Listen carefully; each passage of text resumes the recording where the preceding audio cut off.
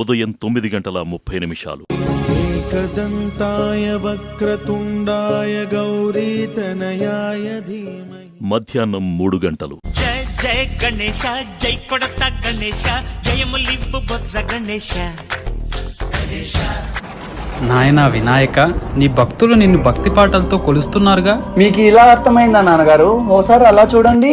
సాయంత్రం 6:15.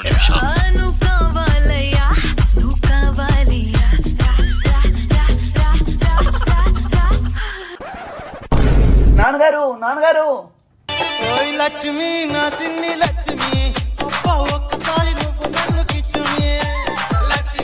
రే రే, నన్ను వదిలేండి రే, నేను ఇంటికి పోతా.